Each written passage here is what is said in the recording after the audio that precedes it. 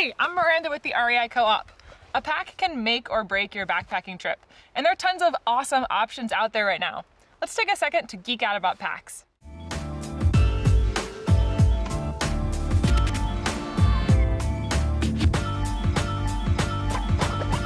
When choosing a pack, one of the first things you need to decide is the capacity. The capacity of pack is largely going to depend on the type of backpacker you are. For example, if you're an ultralight backpacker, you're probably carrying a lot less gear and you can get away with something much smaller. Whereas if you like to have some luxury, then you're probably gonna want a larger pack. But generally speaking, if you are doing a weekend trip, you're looking at a pack like this one that's somewhere between 30 and 50 liters. This pack here is a 45-liter pack.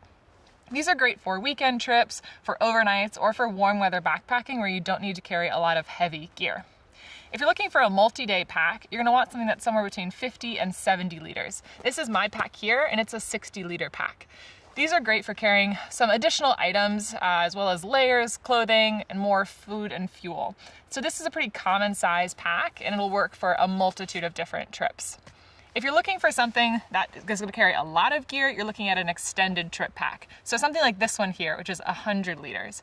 Extended trip packs cover anything that's 70 liters and above. These bags are really designed to haul a ton of gear. So they're good for mountaineering or for extended winter backpacking where you're carrying a lot of heavy layers and gear. But they're also great for parents who are backpacking with children if they need to carry their kids' stuff in the pack as well.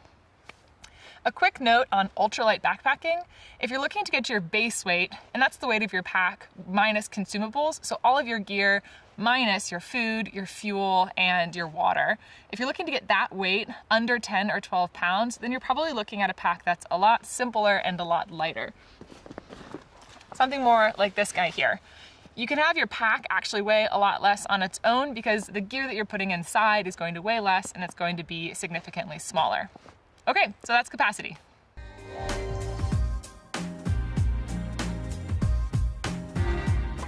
A pack's frame is designed to transfer weight from your shoulders and onto your hips for a more comfortable carry.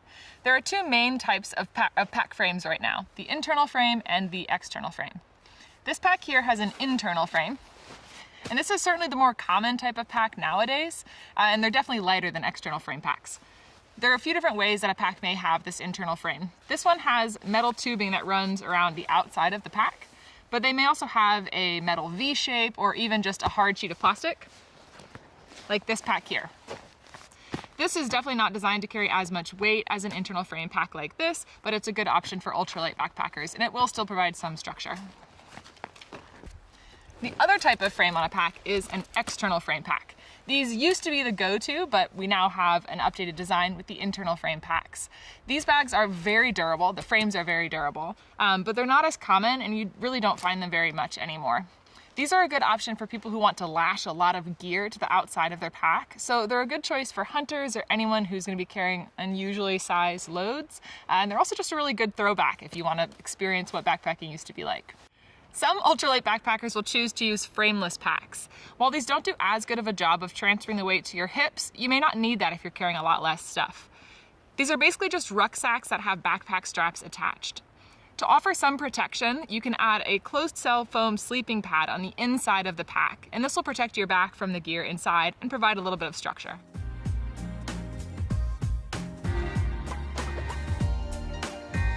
Keep in mind that any features that you add to your pack are also going to add weight. So you want to strike a balance between the ease of use of the pack and the additional weight that you're adding.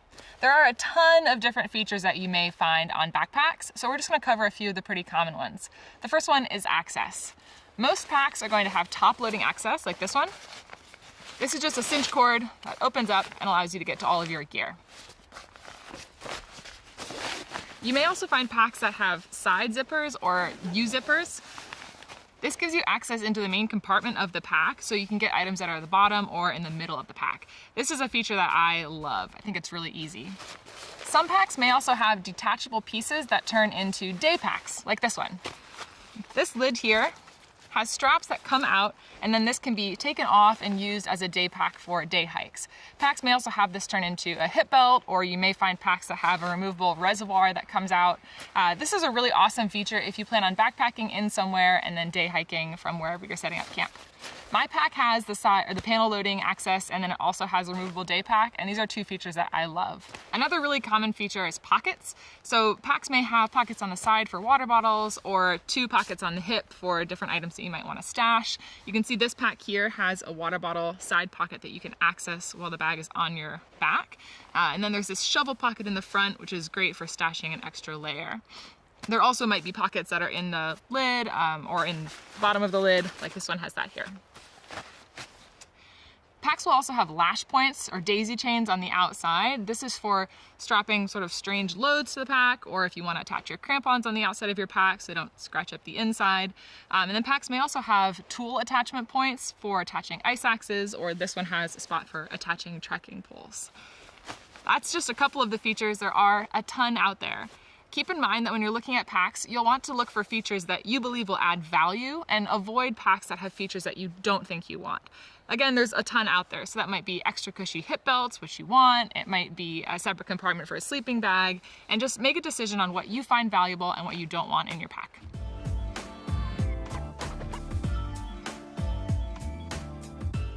The most important thing about choosing a pack is finding one that fits you comfortably. Packs come in a variety of frame sizes or torso lengths that relate to your back size. When you come into a store, you can try on a variety of different packs since they're all going to fit a little bit differently. The best thing to do is to bring in your own pack if you already have one, or come in and have an REI specialist fit the pack for you. There's so much information on how to fit your pack, so we have an entire video about it, and we'll link that in the description below. Once you have a pack that fits you, you can use the straps to adjust the fit. There are also women-specific packs, and those are going to have a slightly different fit to them and different features, such as straps that cut out a little bit sooner or hip belts that provide a little bit more cushion and are a little bit larger. That's it for packs, and if you have any more questions, check out the video below or subscribe, and we'll see you guys out there.